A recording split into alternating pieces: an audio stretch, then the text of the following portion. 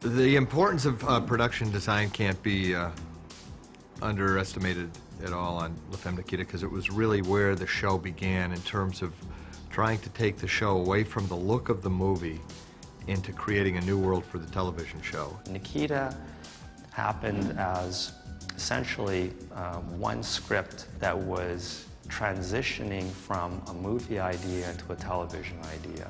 But the characters themselves and their physical locales were a work in progress. Production designer is involved in every single thing you see. Now, that might not sound like much, but think about looking at that picture. Every prop, every piece of wardrobe, every single thing, every color is chosen by Rocco. And those are things that are very important in the overall look. Typically, the production designer is fundamentally a set designer, creating and responsible for the environments of the picture. So all the places and all of the sets that the show will take place in. And in fact, what people don't realize is that the production designer also affects the script. Especially if they're writing anything futuristic, if they're writing a machine that's supposed to suck something out of your brain, for example, they just do that. They virtually write, there's a machine that has to suck something out of your brain. Someone has to design this thing. You could write something, but how it translates to screen, I mean, that's what Rocco brought to the table. Rocco really made that world come to life. The first person I hired on the show was Rokko Mаттeo, and the first thing we did was try to create a world that was unique.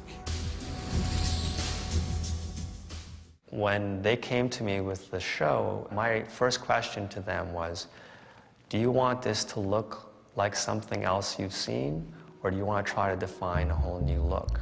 We were always trying to give a different look to keep people off balance. We decided we were never going to have mundane sets and mundane looks to the show. Joel always gave him the freedom to sort of just, take that extra step, go a little further. And because he did that, I think is why the show looks like it looks. The theme of the show was thinking differently, and that's what Rocco brought to the table. And we knew that Rocco would just design something that was just out of the ordinary. My first direction to them was to describe how much they wanted to rely on conventional character details, like their favorite furniture and their pictures and their mementos, or if I could keep it minimal. We wanted to make it clear right away that these people are ghosts, they're ciphers.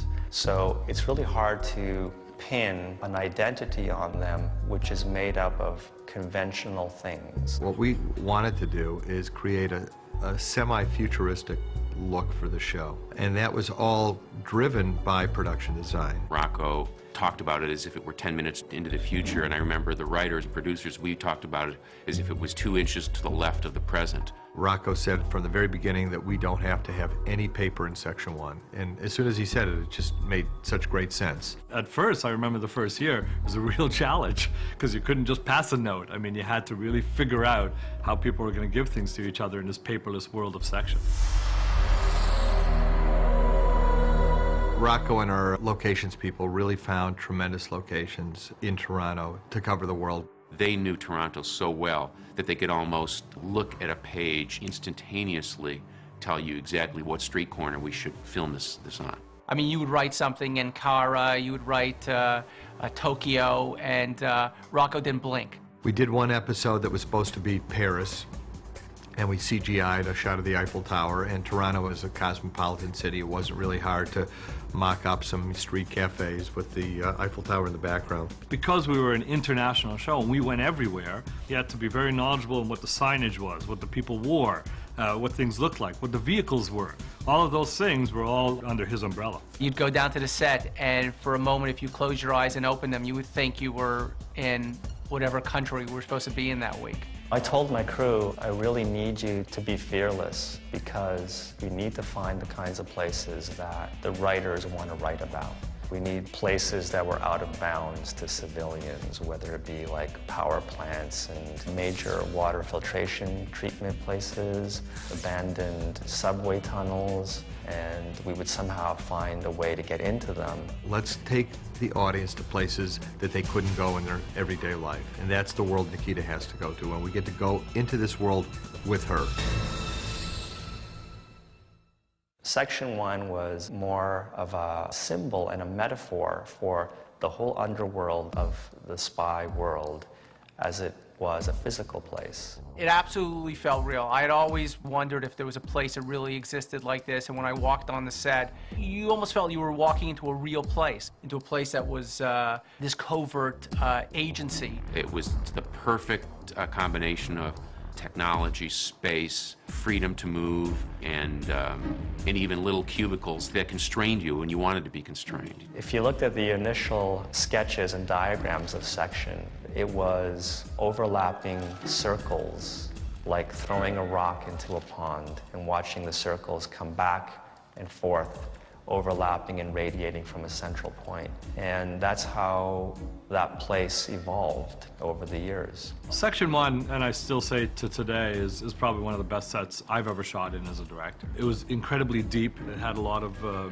depth to it. I wanted it to be big and cavernous and open, yet it suggests lots of hidden areas. And when you have an open floor plan like that, it can be very boring to shoot. I mean, if you end up in wide angles and you don't have any foreground. So what we were very careful is that there was lots of foreground elements that you could shoot through to get to people. So again, foregrounds were very important in the show once you got down into the sets where you were actually doing a lot of business. When we built the first spaces, I literally built them in the center of our studio space and left room all around it so that I could plug in and add other spaces to it.